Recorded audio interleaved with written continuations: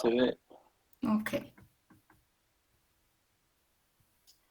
Bueno, entonces, previo a meternos a hablar de lo que es la normativa, tenemos que identificar, y esto ya habíamos hablado un poquito el día de ayer en esa parte introductoria, cuáles son los tipos de contaminantes que yo voy a encontrar en las aguas residuales. Entonces voy a encontrar, y ya habíamos dicho así de manera muy descriptiva el día de ayer, cierto tipo de microorganismos patógenos, entre ellos están bacterias, virus, protozoarios, que son causantes de enfermedad como el cólera, el tifus y la hepatitis. También podemos encontrar desechos de tipo orgánico. Esos desechos de tipo orgánico son los producidos por las actividades del ser humano, entonces son aguas domésticas, ganaderas, agrícolas, y dentro de estos desechos de tipo orgánico, algunos son fácilmente biodegradables y otros no, ¿sí? Encontramos sustancias de tipo químicas inorgánicas como ácidos, sales y metales tóxicos que en concentraciones que son muy elevadas pueden causar efectos sobre la salud del hombre y también pueden bajar el rendimiento de las producciones agrícolas y corroer nuestros equipos de trabajo, así como algunas estructuras dentro de la planta de tratamiento de aguas residuales pueden ser corroídas, como por ejemplo los tanques de almacenamiento, las propias tuberías, las válvulas, ¿no? Entonces son sustancias que tienden a deteriorar nuestros equipos. Encontramos también nutrientes vegetales inorgánicos como los nitritos y los fosfatos, que son sustancias solubles, pero que el problema de estos, y también habíamos hablado del problema que generan estos compuestos, es el crecimiento de algas sobre los cuerpos de agua, lo cual genera ese fenómeno de la eutrofización, ¿sí? Que hace que las aguas sean totalmente sépticas, que no tengan ningún contenido de oxígeno y que empiecen a generar olores. Tenemos compuestos de tipo orgánico como el petróleo, la gasolina, los plásticos, los plaguicidas, las cuales son sustancias que suelen permanecer durante largos periodos de tiempo en el agua, ¿no? Entonces, ¿eso qué quiere decir? Que su porcentaje de biodegradabilidad es muy baja, ¿no? Y que son muy difíciles de tratar a través de microorganismos, entonces tendríamos que ver qué otras formas o qué otro tipo de tratamientos hay para eliminar estos compuestos de tipo orgánico. Tenemos sedimentos y materiales de tipo suspendido, que son partículas que no se disuelven fácilmente en el agua. Entonces, si no se disuelven fácilmente en el agua, ¿qué quiere decir? Que son materiales que pueden causarle coloración y turbidez al agua, ¿no? Hace que la vida de los microorganismos o los organismos acuáticos se vea dificultada. ¿Por qué? Porque el hecho de que yo tenga una gran cantidad de material que me esté causando turbidez, eso disminuye la capacidad de los cuerpos de agua a tener altas concentraciones de oxígeno, ¿sí? Y asimismo, entonces van a variar las especies acuáticas que yo encuentro en el agua. Otro tipo de sustancias que encontramos en el agua son sustancias de tipo radioactivas. Entonces, chicos, estas sustancias de tipo radioactiva son, por ejemplo, el neón, el argón, el helio, ¿sí? Los que son considerados gases nobles, ¿no? Este tipo de sustancias se encuentran como parte de la formación natural de suelos y de composición también de algunas aguas, ¿no? Entonces, no es porque ha explotado la bomba atómica o porque estoy utilizando sustancias radioactivas para producir o para generar baterías, no, sino que son sustancias que de manera natural se encuentran en las aguas, y el problema de ellas es que generan una contaminación de tipo alfa, beta o gamma. Esa contaminación va a depender de cuántos neutrones o protones tengan estos contaminantes dentro de su núcleo. Pero ¿cuál es la problemática de estas sustancias radiactivas? Cuando están en el agua y entran a nuestra cadena trófica a través de nuestros alimentos o del consumo de agua, ellas se van a ir acumulando. Y al acumularse, ¿qué hacen? Dañan los tejidos de los organismos vivos, ¿no? Y generalmente, ¿a través de qué enfermedad se manifiestan? Del cáncer, ¿sí? Entonces, este es el problema con las sustancias de tipo radioactivo. Tenemos la contaminación de tipo térmica, que también habíamos mencionado un poco el día de ayer, que es provocado por las centrales de generación de energía u otras industrias que puedan estar liberando algunas descargas a los cuerpos de agua con altas temperaturas. Y lo que hace esta contaminación térmica es que disminuyen la capacidad del oxígeno y al disminuirlo entonces se afectan los organismos acuáticos. Entonces, chicos, para poder detectar toda esa cantidad de contaminación que ya mencionaba anteriormente, es que existe nuestra legislación. Y entonces, para poder legislar, entonces se han determinado unos parámetros de tipo físico, químico y microbiológico que pueden ser medidas a través de pruebas de laboratorio y que dependiendo de su concentración, se determina si estas concentraciones son letales o causan morbilidad o causan algún daño o perjuicio al medio ambiente, ¿sí? Entonces, para eso, entonces está este establecimiento de esos parámetros. Entonces, dentro de los parámetros de tipo físico tenemos el olor, el color, la turbidez, el pH y la temperatura.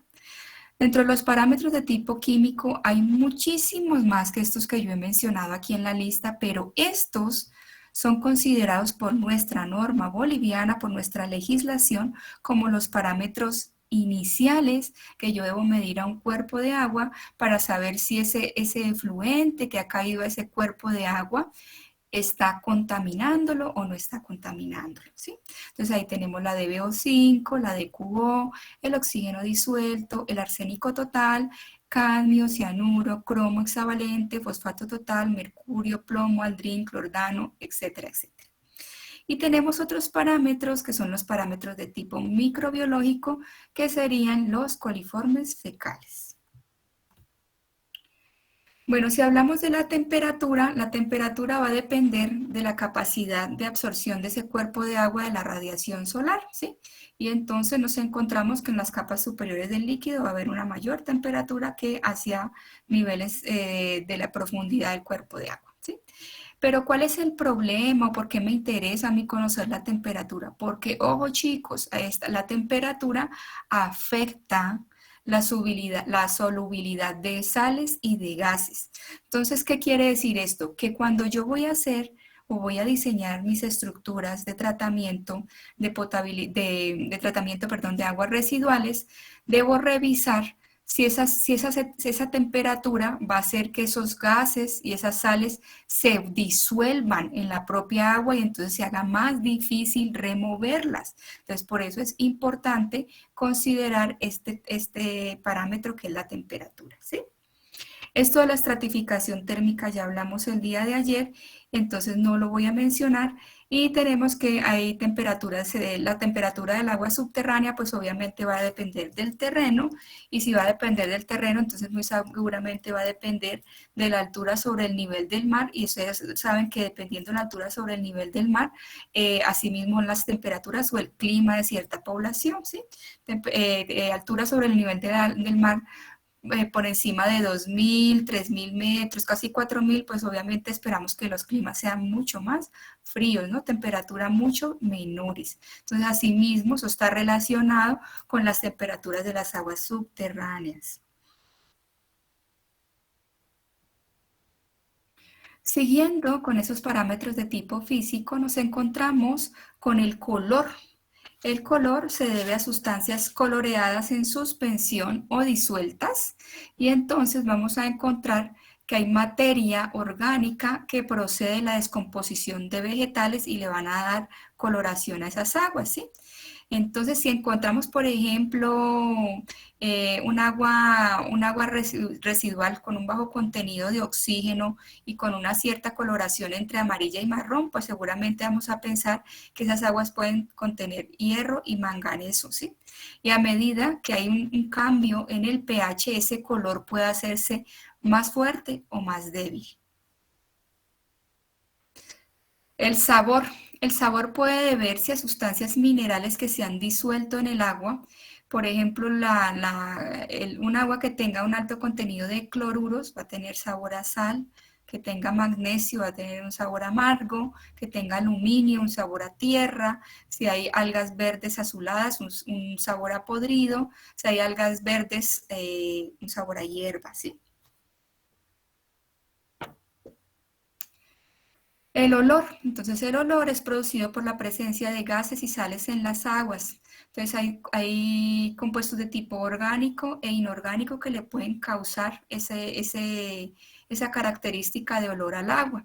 Entonces, por ejemplo, compuestos de la geosmina producen un olor a aceite producido por especies de hongos.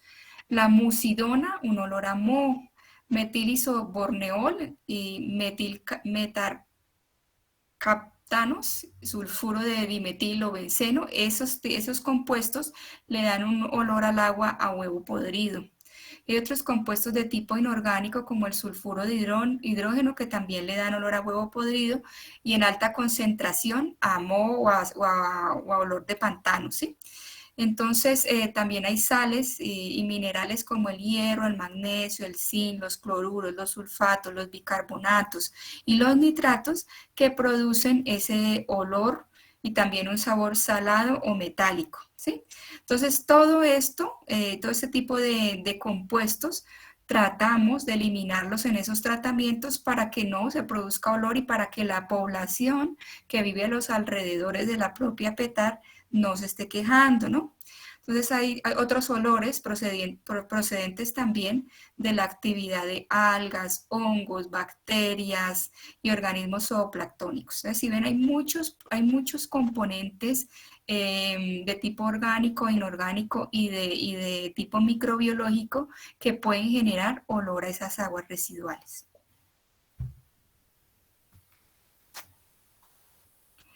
Otro parámetro importante para la medición es la turbidez. Entonces, la turbidez simplemente es el grado en el cual el agua pierde su transparencia, ¿sí?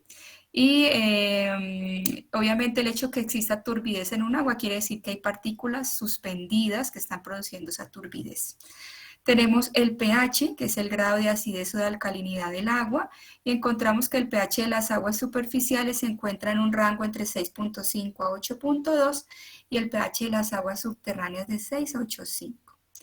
Tenemos la alcalinidad, que es la capacidad del agua para neutralizar los ácidos, y este parámetro es importante, ¿por qué? Porque muchas de las reacciones al interior de estas plantas de tratamiento van a requerir de un cierto grado de alcalinidad. Entonces, estas aguas suelen ser alcalinas, pero con todas esas actividades que se van a generar de tratamiento, esta alcalinidad se va a perder y de pronto en algunos procesos voy a tener que adicionar algunos químicos que hagan que esa alcalinidad se mantenga durante el tratamiento. La DBO es la demanda bioquímica de oxígeno, o sea, la cantidad de oxígeno que requieren esos microorganismos para degradar la materia orgánica. La DQO es la demanda química de oxígeno, cantidad de oxígeno que requieren los microorganismos para degradar químicamente la materia orgánica. O sea, chicos, ¿qué diferencia hay entre esto y esto? En que esto lo van a hacer de manera biológica. Y al hacerlo de manera biológica, esto es una prueba que demora de 5 a 20 días. ¿Sí? En cambio, la DQ es una determinación que yo la hago en laboratorio de manera inmediata a través de oxidación con dicromato. Por eso es química, porque estoy utilizando un químico que me va a ayudar a medir qué tanto oxígeno requieren esos microorganismos para degradar tanto materia orgánica e inorgánica. En cambio, esta solo es para degradación de materia orgánica, ¿sí? Y está relacionado obviamente con un parámetro que yo puedo medir in situ, que se llama el oxígeno disuelto, que indica el grado de contaminación de los cuerpos de agua. Entonces este oxígeno disuelto se va a medir en porcentaje de saturación de oxígeno dentro de un cuerpo de agua. A medida que está más saturado de oxígeno, quiere decir que ese cuerpo de agua está más puro, ¿sí? Si se va perdiendo esa capacidad de saturación de ese cuerpo de agua, ¿qué quiere decir? Que está siendo contaminado. ¿Y por qué? Porque esos microorganismos están utilizando ese oxígeno para hacer su actividad, ¿sí? Para nacer, crecer, reproducirse y morir. Bueno, tenemos ahora otro parámetro que son los metales pesados, pero esos metales pesados, ¿qué quiere decir? Que no voy a medir un solo parámetro que se llame metales pesados, no. Dependiendo del tipo de efluente que esté llegando a su cuerpo de agua, que esté descargando a la alcantarilla o a su fuente superficial o a su fuente subterránea, asimismo yo voy a medir si voy a tener arsénico, si voy a tener cadmio, si voy a tener mercurio, si voy a tener plomo, ¿sí? Por ejemplo, en una curtiembre voy a medir cromo, ¿verdad? De pronto en una fábrica de elaboración de juegos pirotécnicos voy a medir cadmio o voy a medir plomo, ¿sí? Entonces va a depender del tipo de empresa o de industria la cual esté haciendo su descarga. Asimismo, yo voy a elegir el tipo de metales pesados que espero tener en esa descarga residual. Tenemos otros compuestos de tipo orgánico como son el cromo hexavalente, el fosfato total, compuestos de tipo inorgánico como son el cianuro, el aldrin, el clordano, el dieldrin, el DDT.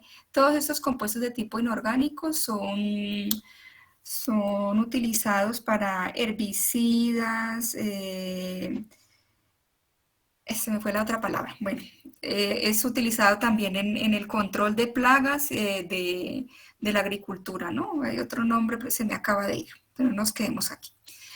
Bueno, y por último tendríamos los parámetros de tipo microbiológico, que son los coliformes de tipo fecal, y está integrado por varios géneros, ¿no? Esos coliformes están integrados por varios géneros, vale decir que usted en su intestino grueso puede tener Escherichia coli, Klebsiella, Enterobacter, Citrobacterias, puede tener una cantidad de tipo de coliformes fecales, pero estos son los más medibles en aguas residuales, ¿sí? Bueno, entonces una vez usted ya conoce todos esos parámetros que me clasifican o me identifican la calidad de un cuerpo de agua, resulta que eso está normado en Bolivia por varias leyes o varias normas que las vamos a mencionar, ¿no? De manera muy ligera el día de hoy. De todas formas, yo subí al Classroom como bibliografía las normitas que estaríamos trabajando en aguas residuales, ¿sí? Aquí he nombrado todas las que rigen la calidad del agua para que ustedes vean que no solo va a regir tratamiento de aguas residuales, sino que también va a regir la propia potabilización del agua, ¿sí? Entonces, dentro de esa normativa tenemos un gran reglamento, que es el reglamento de la Ley del Medio Ambiente, el 1333, que ha sido desarrollado por el Ministerio de Desarrollo Sostenible y Medio Ambiente en 1995. Obviamente, a partir de esa fecha han habido unas muy pequeñas modificaciones, pero la gran ley se promulgó en 1995 y dentro de esa ley, fíjense, es medio ambiente. Entonces aquí va a haber de agua, de aire y de suelo, pero a nosotros nos interesa el reglamento en materia de contaminación hídrica, ¿sí? Y de ese vamos a hablar el día de hoy. Estas normas, estas reglamentaciones, ¿para qué nos sirven? Nos sirve para tres aspectos, perdón, muy importantes. Primero, van a garantizar que el consumidor tenga acceso a agua potable si estoy hablando de suministro de agua potable. Segundo, me van a ayudar a proteger los recursos hídricos. ¿Por qué protección? Porque yo voy a controlar, el gobierno departamental y municipal deben controlar a través de esa normativa cómo son las descargas que se generan, ¿no? Y tercero, para establecer la base de diseño, construcción de los sistemas tanto de abastecimiento como de alcantarillado y como de las propias PETARs, ¿no? Plantas de tratamiento de aguas residuales, ¿sí? Entonces, la existencia y la aplicación de este tipo de normas y reglamentos va a repercutir en el control eficaz de las actividades de la gestión del agua en una cierta población.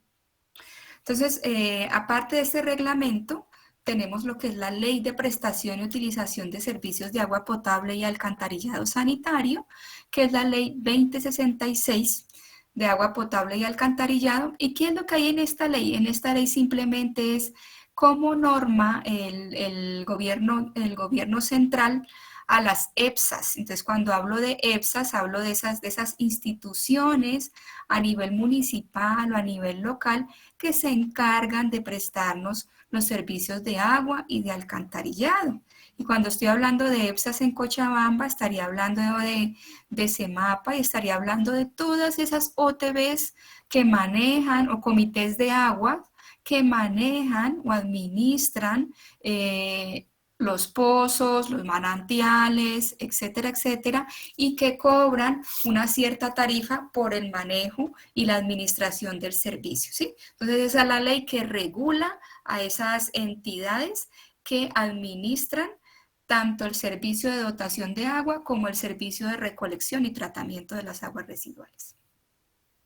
Tenemos la norma boliviana que ha sido generada por el INNORCA, por el Instituto Boliviano de Normalización y Calidad. Aquí tenemos varias normitas que ustedes como ingenieros civiles deberían saber que existen.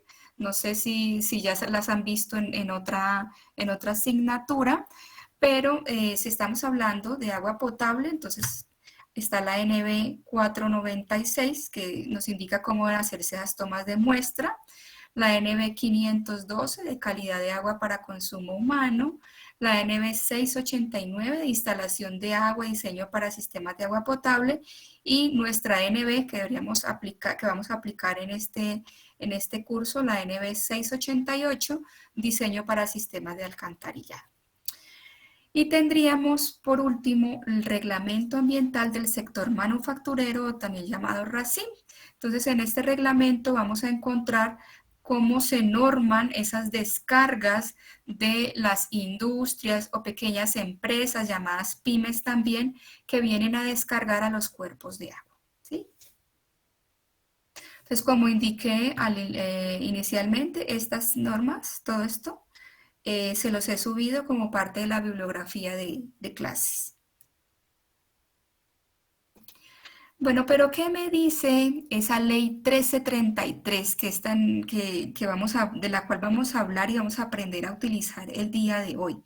Esa ley 1333, ese reglamento en materia de contaminación hídrica, me clasifica los cuerpos de agua dependiendo de la utilización que se le pueda dar, o sea, de la calidad de agua que tenga ese cuerpo y dependiendo de esa calidad de agua, así mismo va a ser el tratamiento que se le aplica y la propia utilización que se le pueda dar. Entonces, un agua de clasificación tipo A es aquella agua natural de máxima calidad que la habilita como agua potable para consumo humano sin ningún tratamiento previo o con simple desinfección bacteriológica en casos necesarios verificados por laboratorio.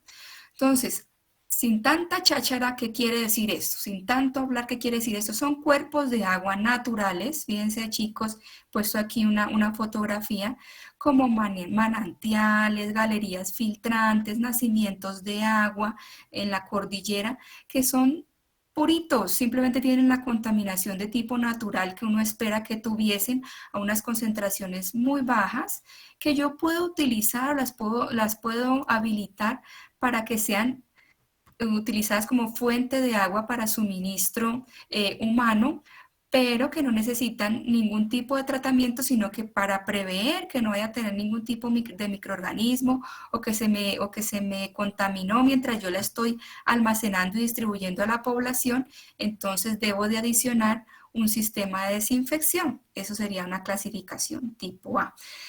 Ahora vamos a ver, cuando veamos todas esas clasificaciones, vamos a ver, pero ¿y ella por qué nos habla de agua potable, de suministro de aguas? Esto es un curso de tratamiento de aguas residuales. Ya vamos a ver qué tiene que ver el agua potable con el agua residual. Ya vamos a ver cuál es esa relación tan especial. Entonces, hay otros cuerpos de agua que serán clasificados como tipo B, y estos cuerpos de agua se caracterizan porque son aguas de utilidad general para consumo humano que requieren tratamiento de tipo físico y desinfección bacteriológica. Entonces, podríamos mencionar que estas aguas que ya requieren un pequeño tratamiento, tanto físico como desinfección bacteriológica, ya tienen una pequeña contaminación. Y aquí podríamos de pronto mencionar a aguas que yo estoy extrayendo de pozos, ¿sí? Aguas que estoy cavando un pozo para poder suministrarle a la población, ¿sí? Entonces, muy seguramente al realizar esa extracción puede haber un tipo de contaminación o también por la propia contaminación que pueda existir por el material o el suelo en el cual se encuentren confinadas estas aguas, ¿sí? Por los tipos de acuíferos, y yo debo realizar un tratamiento físico y una desinfección bacteriológica.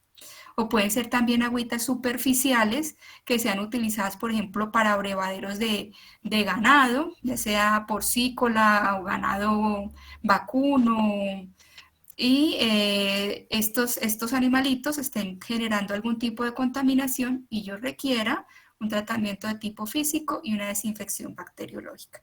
Entonces, estas agüitas son clasificadas como tipo B. Y hay una clasificación tipo C, que son aguas de utilidad general que para ser habilitadas para consumo humano requieren de tratamiento físico-químico completo y desinfección bacteriológica, ¿sí?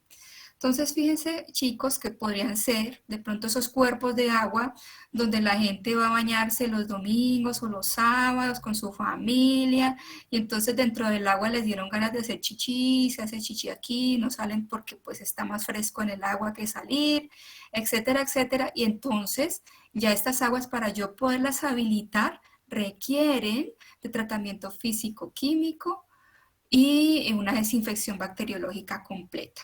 O también pueden ser aguas que yo utilice se utilicen para la pesca o para la navegación, que también pueden ser susceptibles a contaminación y requieran de ese tipo de tratamiento. Y tengo una última clasificación que es lo peor de lo peor y que desafortunadamente ahí está nuestro río Rocha cuando pasa por Cochabamba, que son aguas de calidad mínima para consumo humano y que en casos extremos, súper extremos, usted los va a elegir para fuente de agua, ¿sí? Para fuente de agua para dotación. ¿Por qué? Porque ellas van a requerir de un proceso inicial de presedimentación, muy seguramente van a tener una alta concentración de turbidez, van a tener un alto contenido en sólidos en suspensión y entonces van a requerir de tratamiento físico-químico completo, desinfección bacteriológica especial contra huevos y parásitos intestinales, ¿sí? Y son agüitas que fíjense, aquí he puesto una imagen de esas poblaciones que viven sobre pilotes, ¿no?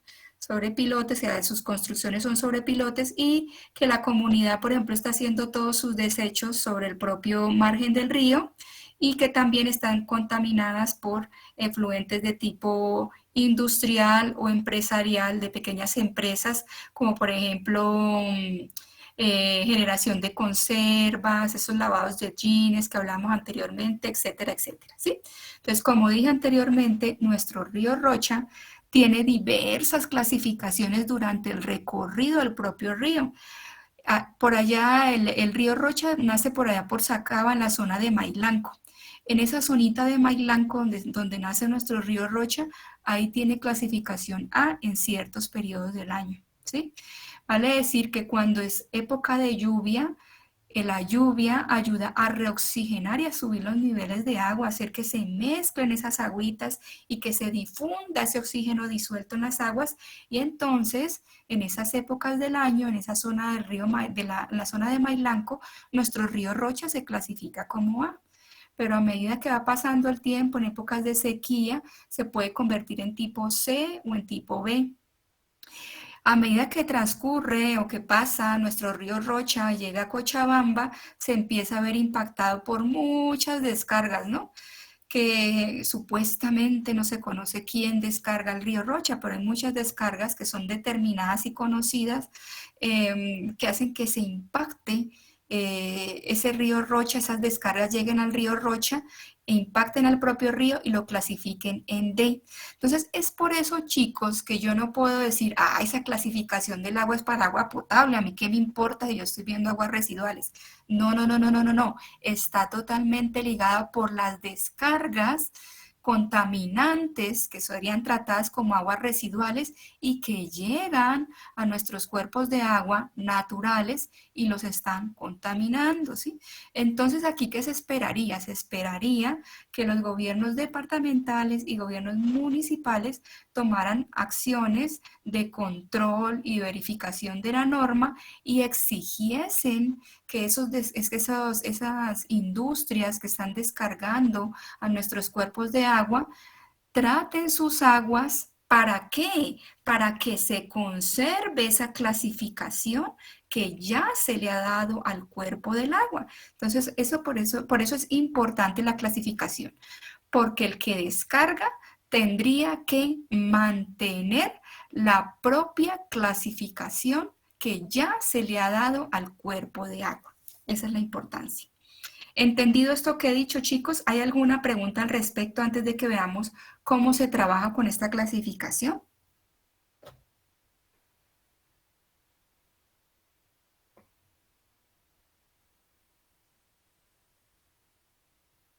Sí, se entendió, Inge. Bueno, entonces seguimos adelante. Bueno, entonces si hablamos de esa clasificación, fíjense chicos que tenemos establecidos, o la norma tiene establecidos unos parámetros, tiene establecidos 79 parámetros, y esos 79 parámetros los ha discriminado acorde o sea, sus valores los ha discriminado acorde a la clasificación que se le dan a los cuerpos de agua, ¿sí? Entonces vale decir, tomaremos un parámetro que para, bueno, a ver, que para aluminio, por ejemplo, tenemos para aluminio, para un cuerpo de clase A, estaría una concentración de 0,2 miligramos por litro de aluminio. Pero fíjense que a medida que la clasificación va aumentando, asimismo la concentración va siendo más permisiva, ¿no? Entonces, para una clase B tiene 0,5, para una clase C tiene 1 y para una clase D tiene 1. Entonces, ¿qué me dice la norma? La norma de la clasificación de los cuerpos de agua me dice, me da dos artículos importantes, que es el artículo 6 y el artículo 7. El 5 no lo voy a leer porque simplemente el 5 me indica dónde es que encuentro estos anexos, ¿ya? Entonces, en el artículo 6 me dice, se deben considerar como parámetros básicos de BO5, de cubo, coliformes fecales, oxígeno disuelto, arsénico total, cadmio, cianuros, cromo hexavalente, fosfato total, mercurio, plomo, aldrin, clordano, dieldrin, DDT, endrin, malatión y paratión. ¿Por qué? Ellos han revisado que estos parámetros son los que me pueden causar a mí toxicidad, muerte y morbilidad, tanto al ser humano como a los cuerpos acuáticos. Entonces, perdón, como a los cuerpos, como a la vida acuática, ¿no? Entonces, por eso estos parámetros son de mucha importancia y deben ser considerados como básicos. Si yo estoy diciendo que son básicos, quiere decir que generalmente en todos los análisis de laboratorio voy a pedir estos parámetros para saber cómo están esos cuerpos de agua que voy a clasificar y esos cuerpos de agua que están llegando a mezclarse o esas descargas contaminantes que están llegando a mezclarse con mi cuerpo de agua. Y tenemos un artículo 7 que me indica que se permite que hasta 20 de los parámetros, pero ojo, esos 20 de los parámetros que estoy mencionando son 20 que hay aquí locos que no están dentro de esos que ya dije que eran básicos, ¿sí? O sea, esos básicos son intocables. Yo puedo tener 20 fuera de esos intocables que sobrepasen la norma, pero ojo, pueden sobrepasar la norma, pero hay una segunda condición. El exceso no debe superar, o sea, esos 20, el exceso no debe superar el 50% de los valores máximos admisibles del parámetro, ¿sí? Si lo supera, ¿qué quiere decir? Que vuelve a la clasificación inicial. Ya vamos a entender eso con un ejemplo, chicos. Entonces, para eso quiero que quede bien claro de que dependiendo, y ya lo mencioné al inicio, que dependiendo del rubro industrial, así mismo va a ser el parámetro que usted va a medir, aparte de esos 20 básicos. ¿Sí? Aparte de esos 20 básicos, usted va a solicitar o va a medir otros más que van a indicar qué es lo que tiene o qué es lo que generalmente descargan estos rubros industriales, ¿sí? Entonces, bueno, la norma me ha indicado que para poder yo hacer esa clasificación, esa reclasificación de los cuerpos de agua, una vez haya habido una descarga contaminante sobre un cuerpo de agua, debo de utilizar un parámetro que se llama parámetro mezcla, ¿sí? Vale decir que no es lo mismo, a ver, miraremos la fotito, que no es lo mismo que yo tenga aquí una medición de esos parámetros cuando está descargando, cuando viene la planta de tratamiento y descarga, no es lo mismo que yo lo mida aquí de manera concentrada a que lo mida acá de manera diluida. ¿Por qué? Porque al final el impacto se va a generar aquí en la dilución, porque yo estoy descargando a mi cuerpo de agua, ¿sí? Entonces vale decir que yo antes traía una clasificación del río, ¿cierto? Pero viene esa industria, esa pyme con su descarga y esa descarga va a tener una cierta concentración de determinados parámetros. Entonces descarga al río, se mezcla y se debe solicitar una medición de esas descargas en un punto que esté a una distancia entre 50 a 100 metros del punto de descarga. O sea, aquí no voy a medir, sino que voy a dejar espacio de unos 50 a 100 metros para que esto se mezcle y al mezclarse ya voy a saber cuál es la concentración nueva de esos parámetros en el río. ¿Con qué objeto? Con el objeto de saber cuál va a ser el propio impacto y la nueva clasificación. O sea, aquí tenía una clasificación previa y aquí voy a tener una nueva reclasificación. Entonces, ¿qué me dice ese parámetro mezcla? Ese parámetro mezcla me dice que eso va a ser igual al parámetro del río, perdón, al parámetro de la descarga, está en función de XY, todo lo que tenga ahí es de la descarga y todo lo que tenga R es del río, entonces sería igual al parámetro de la descarga del parámetro X que yo elija de la descarga por el caudal de la descarga más el parámetro del río por el caudal del río, eso sobre la sumatoria del caudal de la descarga más el caudal del río, ¿sí? Entonces, sugiero que se copien esta formulita para que la apliquemos ahora en el ejemplo. No recuerdo si lo puse en la diapositiva. Entonces, cópiense esta formulita para que, a ver, me fijaré primero si la tengo acá en la diapositiva. Ah, sí, está aquí en la diapositiva, no la copien. Entonces, para que lo entendamos mucho mejor, vamos a hacer un ejemplo, ¿sí? Dice, un cuerpo de agua de clase A, entonces inicialmente había sido clasificado como A, lleva un caudal de 20 litros por segundo, ¿sí? Y es impactado por una curtiembre que posee una descarga de 360 metros cúbicos día. Calcular los parámetros mezcla según los datos del muestreo que se encuentran en la tabla e indicar cómo alteraría la clasificación del río. Entonces usted lo que hace es pedir ese laboratorio, ese análisis de laboratorio y ya conoce el caudal que lleva el río y ya conoce el caudal de la propia descarga, ¿sí? Y asimismo conoce con qué concentraciones tenía estos parámetros antes de la descarga del propio río y qué parámetros tiene la propia descarga, ¿sí? Entonces vale decir que aquí lo que he hecho es medir los parámetros aquí y los parámetros acá. Y vamos a ver cuál sería la mezcla acá, ¿sí? Esa determinación a través de la fórmula. Entonces lo que hago es hacer aplicable ese parámetro mezcla con esa formulita que tenemos ahí. Y si se fijan, nuestro caudal de descarga nos lo están dando en metro cúbico día. Entonces lo primero que debo de hacer es transformar esos metros cúbicos día a litros por segundo para tener toda esa información en litros por segundo, ¿sí?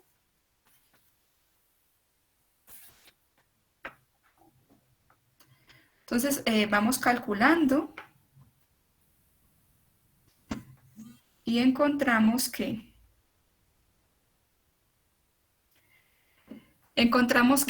convertir las unidades, primero lo que hice fue convertir de unidades, yo había indicado esos 360 metros cúbicos día de la descarga, los convertí a litros por segundo y me da un valor de 4.16 litros sobre segundo. Luego voy a calcular cada parámetro de mezcla con los valores del muestreo Y fíjense que tomé entonces el parámetro de la DBO5 de la descarga por su caudal, más el parámetro de la DBO5 del río por su caudal, y lo dividí entre la sumatoria de ambos caudales. Eso mismo hice para todos los parámetros que tenía seleccionados, ¿sí? Entonces encontré que para la DBO5 el parámetro mezcla es de 29.20 miligramos por litro, para los sólidos sedimentables es de 102 miligramos por litro, y para los sólidos disueltos es de 236 miligramos por litro. Entonces, ¿cómo se analiza eso, chicos? Aquí hice una tablita resumen para ver cómo vuelve a clasificarse ese río. Pues tengo que volverlo a reclasificar para ver qué parámetros estarían alterando la clasificación inicial de nuestro cuerpo de agua, ¿sí? Una vez se haya realizado la mezcla. Y para ver si cumple ese artículo 6 y cumple ese artículo 7. Entonces, con ese fin es que vuelvo a clasificar esos parámetros que ya he obtenido en forma de mezcla.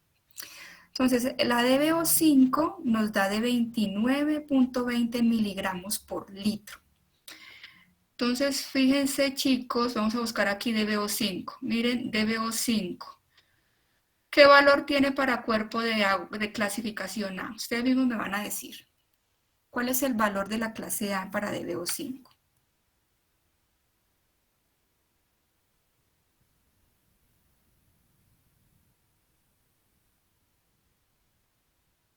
¿Cuál es el valor? Menor a 2 miligramos por litro. Menor a 2 miligramos por litro, ¿sí? Y según eso, entonces, ¿qué clasificación sería? Si te fijas ahí, ¿hasta dónde llega a clasificar?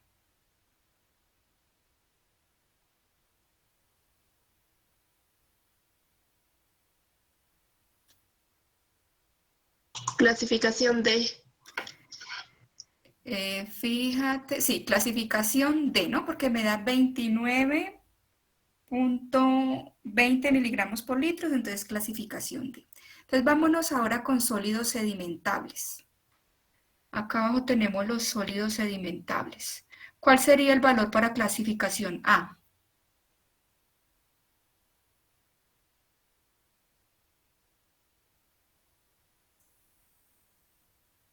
Menor a 10.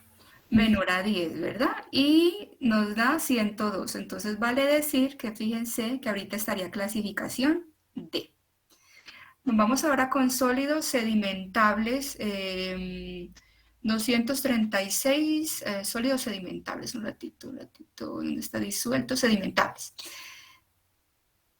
Ah, no, sólidos disueltos acá arriba. Entonces, fíjense chicos que esto no se alteraría, ¿no? Porque aquí es permisible en clase A hasta 1000 y yo tengo por debajo de 1000. Entonces aquí el cuerpo de agua sigue con su propia clasificación. Pero vamos a observar una cosa. ¿El ADBO5 está dentro de ese artículo 6?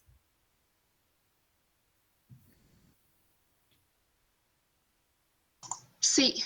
Sí, entonces, ¿qué quiere decir? Que esos son intocables. Quiere decir que como está dentro de ese artículo 6, ese cuerpo de agua ya fue de clasificación tipo D. De tipo A, esa descarga de esa curtiembre me lo está pasando a clasificación D. Entonces, ¿qué tendría que hacer la autoridad ambiental? Exigir a esa curtiembre de que debe rebajar este parámetro de DBO5 hasta este valor de menor que 2 para poder conservarse la clasificación A. Pero ¿qué pasa con los sólidos sedimentables, chicos? ¿Está dentro de ese artículo 6?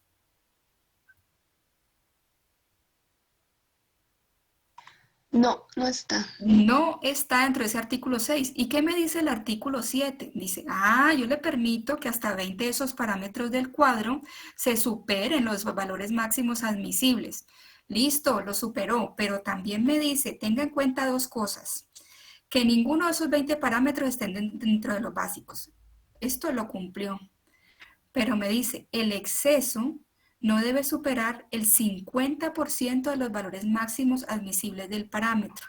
Entonces vamos a buscar para sólidos sedimentables, ¿cuál es el valor? Sólidos sedimentables. Fíjense que el valor es de 10, menor a 10 miligramos por litro. ¿Cuál sería el 50% de 10?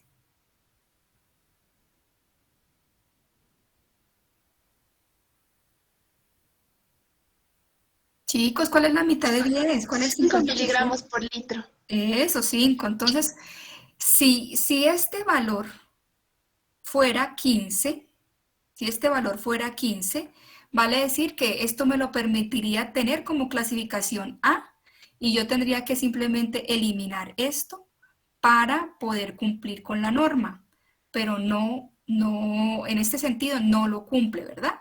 Entonces tendría que pedirle a ese personal o a esa fábrica o a esa industria que tendría que trabajar o tratar estos dos parámetros con el objetivo de que la clasificación del cuerpo de agua se mantenga, ¿sí? Entonces, para saber si han entendido, vamos a hacer el siguiente ejercicio, van a hacer el siguiente ejercicio, ¿sí? Tienen, el ejercicio me dice, calcula el parámetro mezcla de una descarga residual diaria de 423 metros cúbicos ocasionado por un lavadero de jeans a un cuerpo de agua natural de clasificación A, ¿sí? Que ha sido aforado con un caudal de 15 litros por segundo, o sea que el río trae 15 litros por segundo y se tiene una descarga residual de 423 metros cúbicos, ojo, día, ¿no? Que está diaria, día. ¿Cambiará la clasificación del cuerpo de agua con la descarga? Entonces, quiero que hagan lo mismo, que calculen el parámetro mezcla, que una vez calculen ese parámetro mezcla, lo clasifiquen. Y una vez esté clasificado, miramos la norma y vemos si se puede volver a reclasificar observando lo que nos dice la norma, ¿ya? Entonces, trabajen, chicos.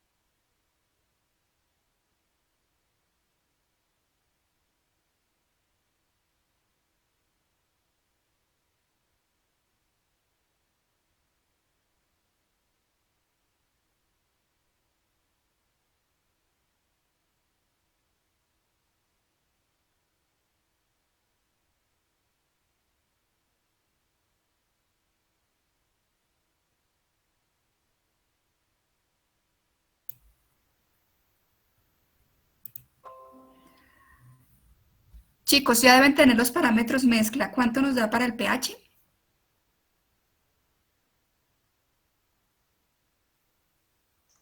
6.98. Ya, 6,98. Ay, 6. Listo. Para los sólidos.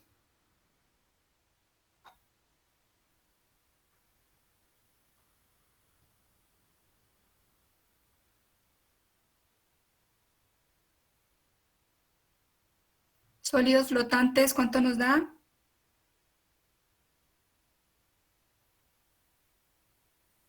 72.34. 72.28. 72,28. Sí, Totales. sí.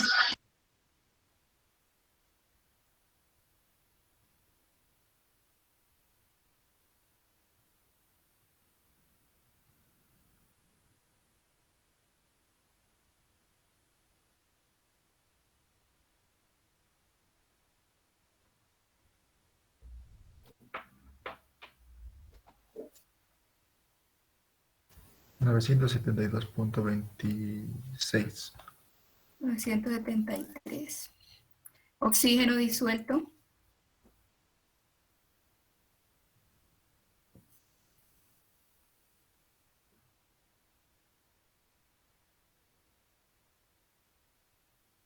Se toma como 80 y como 10, no le importa que diga por ciento, se toma como 80 y como 10. Eso me va a dar un valor porcentual de saturación. 62.76. DBO.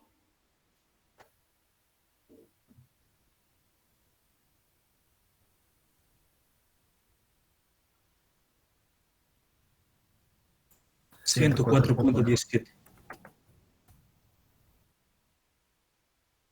DQO.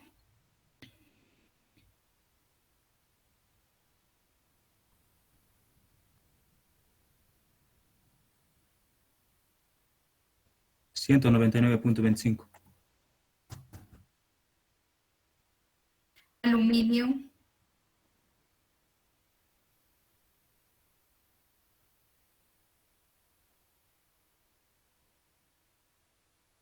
Cero 32. Cadmio.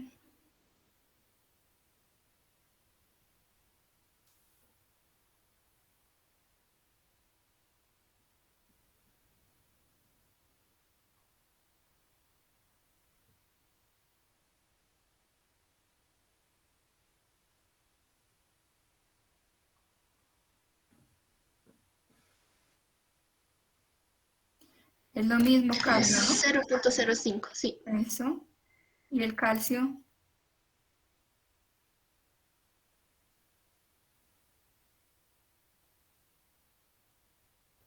186.93. Bueno, entonces fíjense chicos que una vez ustedes calculan su parámetro mezcla, tienen que agarrar su normita, tienen que agarrar su listado de parámetros para poder volver a clasificar el cuerpo de agua, ¿sí? Entonces no sé si ya alguno ha reclasificado, si alguno ya ha clasificado de nuevo, para que me vaya diciendo cuál es la nueva clasificación. O sea, si es A, volvemos a poner A, si es B, ponemos B, ¿no? Dependiendo del valor que les haya dado el parámetro mezcla. Entonces miremos pH. pH está aquí al principio. Fíjense que pH está dentro de rango de clasificación A, entonces conserva el valor, ¿no? Este sigue siendo A. Sólidos flotantes. Está en 72,25. Vamos a ver cuál es la norma. Sólidos flotantes. Aquí está sólidos flotantes, es el parámetro 49. Entonces aquí dice que ausentes, o sea que eso quiere decir que cerito, ¿no? Ya lo hemos puesto ahí como cerito. Entonces esto sería clasificación. ¿Qué clasificación sería? Si no debe haber nada. D. D. Muy bien. Sólidos disueltos totales, 973. ¿No? Vamos a buscar disueltos totales. Disueltos totales, fíjense que es de 1000. Entonces, ¿conserva o no conserva la clase? Conserva. Conserva. Conserva. A. Oxígeno disuelto. Fíjense que el oxígeno disuelto no es negociable, chicos, porque el oxígeno disuelto está inmerso dentro de la DBO5 y DQO, que son parámetros, si recuerdan, DBO y DQO son parámetros base. Y el oxígeno disuelto también es un parámetro base, ¿vale? Es decir, que si no es negociable, no es negociable. O sea, si no está dentro de norma, se quedó como es. Entonces, ¿cuánto debería ser el oxígeno disuelto? 80. Y está en 62. ¿Qué quiere decir que mi cuerpo de agua ahí es? ¿Qué clase?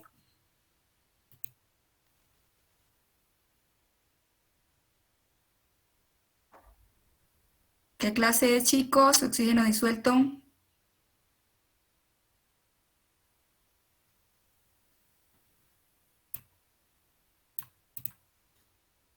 Aquí lo estoy colocando, oxígeno disuelto. Fíjense, me avisan. C. C.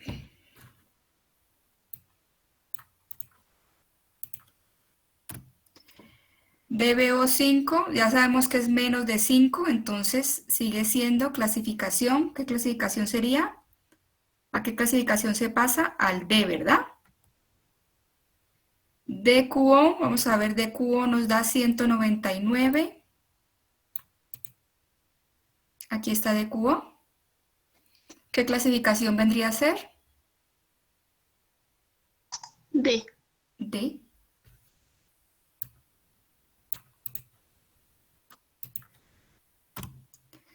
Aluminio nos da 0.32. Vamos a ver cómo está en la norma.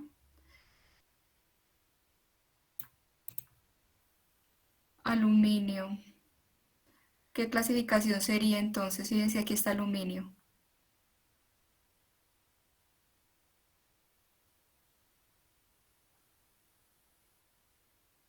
B. B.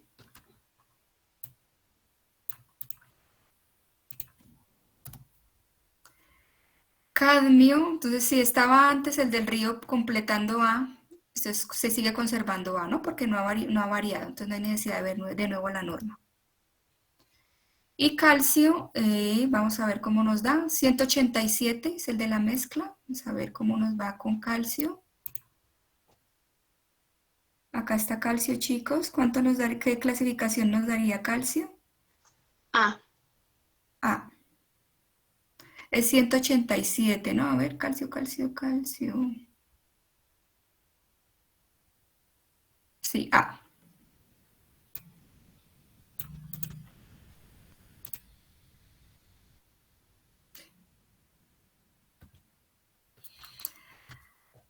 Entonces, con valor de pH me puedo quedar tranquila. Con sólidos flotantes, fíjense que esto no está dentro de los parámetros básicos, ¿sí? Entonces voy a verificar si este sólido flotantes, bueno, si ya fue D, directamente lo dejo así, pero ojo, aquí vamos a verificar si excede por encima del 50%, ya la clasificación A. Entonces aquí nos da 72.28. Vamos a ver cuál es el parámetro de calcio, perdón, de sólidos flotantes que tenemos aquí. Entonces, sólidos flotantes, ausentes. Como deben ser ausentes, ¿qué quiere decir? Que esto sigue siendo D y que no puedo reclasificarlo. Sigue siendo D. ¿Qué más no me estaría cumpliendo? El oxígeno disuelto, y ya dijimos que eso no es negociable. La DBO5 y la DQO5 dijimos que no son negociables porque están dentro de los parámetros básicos. Vamos a ver qué pasa con el aluminio. El aluminio tiene 0.32. Vamos a ver si se excede del 50%. Entonces el aluminio, nuestra norma nos dice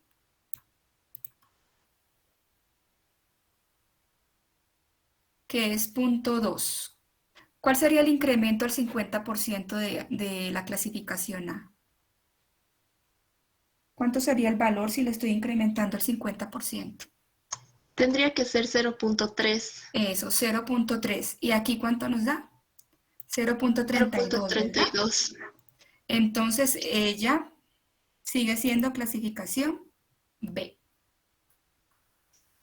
Entonces, fíjense chicos, ¿quiénes me están alterando mi propia clasificación? Este río, ¿qué clasificación tendría ahora? ¿Sería A? ¿Sería B? ¿Sería D? ¿Sería C? ¿Cuál creen ustedes que es la nueva clasificación del río?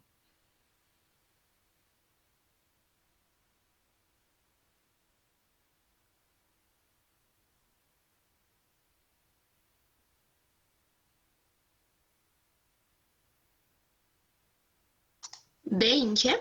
D, porque me voy al escenario peor, a lo peor tengo que irme. Entonces, la autoridad ambiental debe de solicitar que todos estos parámetros se bajen hasta volver a tener esa clasificación del cuerpo de agua como A.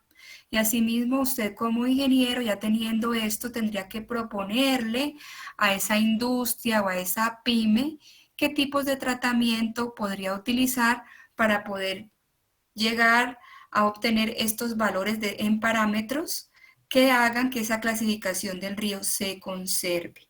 Entonces, ¿quedó claro, chicos, cómo se hace esto? ¿Hay alguna duda al respecto de cómo hemos manejado esta reclasificación?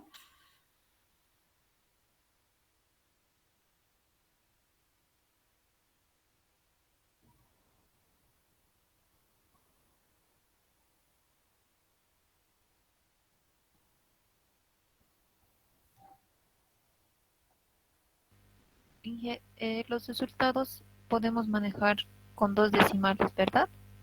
Sí, puedes manejar con dos o aproximarlo directamente porque al final, fíjate que estos son datos que me han dado de un solo muestreo. Puede ser que otro día, y hemos dicho que esa carga contaminante es fluctuante, ¿no?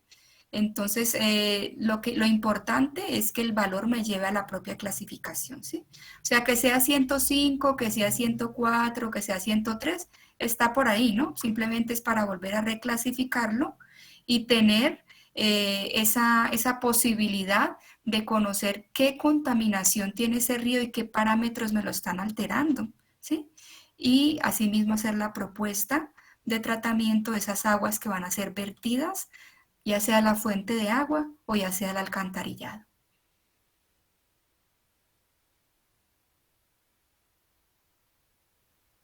Y que una duda, bueno, tal vez un poco lo estoy interpretando mal. En caso que, digamos, tenemos en la clasificación puro C y puro D, sí o sí tenemos que llevarlo a clasificación A, porque, digamos, sería muy complicado, ¿no? Si en caso están entre los parámetros básicos. O Claro, también podríamos tratar de llevarlo a la clasificación B. podríamos llevarlo a la clasificación B y ver si al llevarlo a la clasificación B cumplo estas dos cositas, ¿no? Primero, ya sabemos que los 20 parámetros son intocables, ¿no? Que esos que son intocables, como la DBO y la DQO, estos sí los tengo que hacer llegar a A, ¿cierto? Pero estos otros que no son intocables, sí podría llevarlos a B, pero ver que cumpla que el exceso no sea superior al 50%, ¿sí? Eso tendría que pretender mi planta. Disculpe, ingeniero, una pregunta. Bien. En los parámetros que estaba diciendo, en las partes importantes del oxígeno disuelto, todas esas cosas, si en caso que me tocaría más o menos una categoría de pura B y puras A, como me dijo que es más importante, entonces yo creo que hay que tomar directamente sus parámetros del oxígeno disuelto, el DBDU o el DBDQ. El DBO5 y el DQO. Esos son prácticamente los que hay que tomar más interés. Ahora, en el otro caso que me salgan Ds, As, y digamos el DBDU y el oxígeno disuelto, DBO5 y DQO, ojo, DBO5 y DQO. DBO5, me saldría, digamos, en este caso, digamos, especial, me saldría a qué parámetro tendría que tomar. Sí o sí tendría que tomar el parámetro B o algo más bajo o el peor, como estabas diciendo hace ratos? No, mira que no vamos a confundir. Este artículo 6 es intocable. O sea que yo no puedo decir que, ay, que porque la DBO sí cumplió y la DQO no cumplió, entonces igual lo dejo en A. No. Estos que están dentro de estos parámetros básicos, si no cumplieron con ser A, que está clasificado el cuerpo de agua como A, entonces debo de exigir que esos tienen que llegar a A. Puede ser que ese río no esté clasificado como A, sino que sea B o que sea C. Entonces la autoridad ambiental pide que estos del artículo 6 lleguen a esa clasificación, ya sea A, B o C, pero lo que tenga el cuerpo de agua, ¿sí?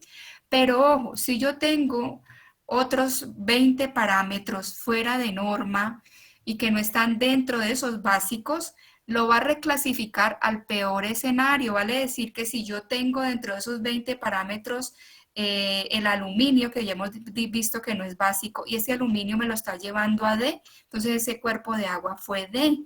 Y como lo que me preguntaba el compañero, ¿no? Yo puedo llevar alguno de los parámetros hasta clasificación tipo B, pero ¿qué tengo que fijarme? Tengo que fijarme que cumplan ese artículo 7, que no excedan a este por encima del 50%, ¿sí? Esas son las dos cositas que debo considerar cuando estoy permitiendo que sea otra clasificación.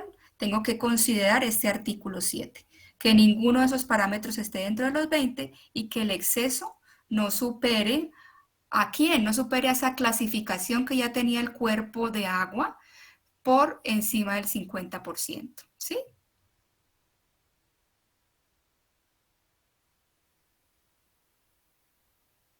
¿Quedó claro, chicas y chicos? Sí, muchas gracias, lo he entendido esta vez. Ah, bueno.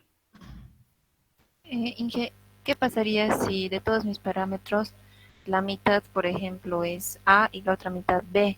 En ese caso también me voy al peor caso, ¿no? Que sería B. Lo mismo te respondo. Si esos parámetros no son de aquí del artículo 6, entonces verifico que este 50% se esté dando, y entonces el cuerpo de agua seguiría siendo A, ¿sí? Si todos están por debajo del 50% y si no son del artículo 6. Si fueran del artículo 6, desafortunadamente, como dije, son intocables. Vuelve a ser B.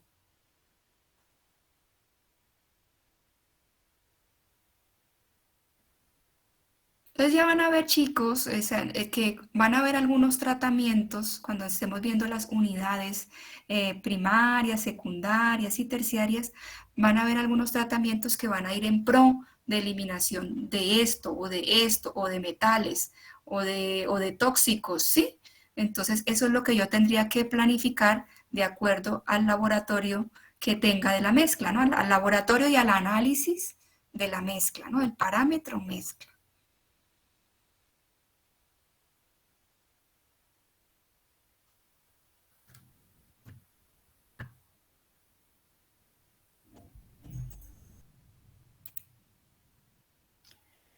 Bien, chicos, si no hay más preguntas al respecto, entonces la clase de hoy queda hasta aquí.